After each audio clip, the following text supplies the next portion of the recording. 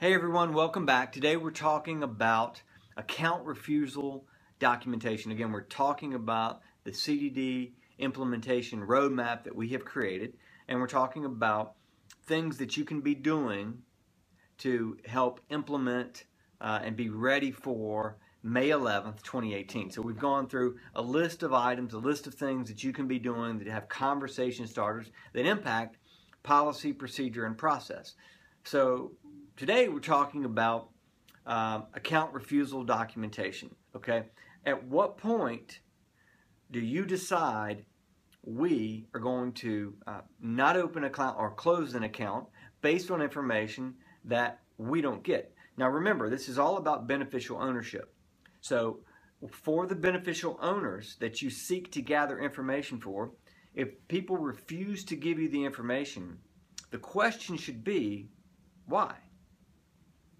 If this is a regulation, why would someone refuse to give you that information? That's a question that you have to ask. That should put somebody into a high-risk category. Think of it this way. If you're on a flight and you're going through TSA and someone refuses to go through a scanning device, wouldn't that raise a red flag?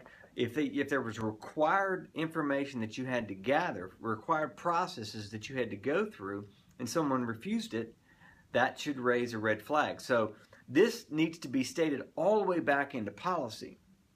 What do we do? When do we close an account based on this specific beneficial ownership information that we are required to get?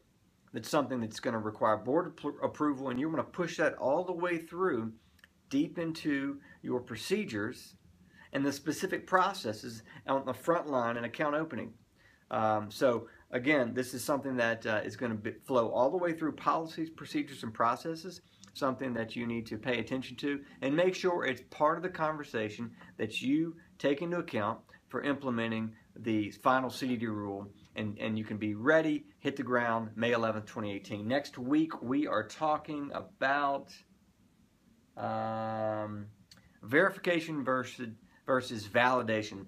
Obviously a topic that many have sort of have debated heavily, and so it's a topic we're going to cover tomorrow, next week, as we continue to release this out. Again, look for the updates as the green hyperlink. It's got all of the content that we've ever published, and a reminder that at the end of all of this, we're going to do a webinar that walks you through how to use this sheet, how to use this as a conversation starter to your CEO and your board of directors if you've not already had the conversation with them about the CDD rule.